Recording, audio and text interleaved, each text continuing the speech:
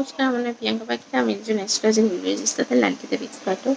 তো আজও একটি রেমেডি বলছি, আপনাদের সাথে আলোচনা করছি। রেমেডিটা হলো, কোথাও গেলে যদি ভয় থাকে নজর লাগার, যে আমাকে কেউ নজর দেবে নাকি, আমাকে কেউ মানে কিছু করবে নাকি, বা কিছু কোথাও গেলে বাড়িতে আসার পর যদি শরীর টরীর খারাপ লাগে, তখনও এই রেমেডিটা আপনি করতে পারেন। রেমেডিটা কী হবে, একটা লেবু আপনি নিয়ে যাবেন হাতে করে, ঠিক আছে?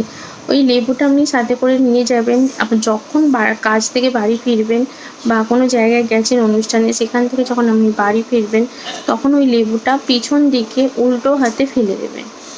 দেখবেন আপনাদের শরীরে কোনো নেগেটিভিটি প্রবেশ করতে পারবে না।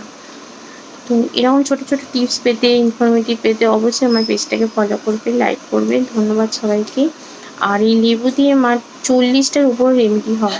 থার্ড পার্টি রিমুভাল, যে কোনো ব্ল্যাক ম্যাজিক কাটানো, যে কোনো কনসিভ করা, বাচ্চাদের পড়াশোনার জন্য, রোড ওপেনার, সমস্ত কিছু টোটকা শুধু লেবুতেই হয়। যারা যারা জানতে চাও বা টোটকা নিতে চাও, অবশ্যই আমার দেওয়া নাম্বারে কন্ট্যাক্ট করতে পারো। ধন্যবাদ সবাইকে।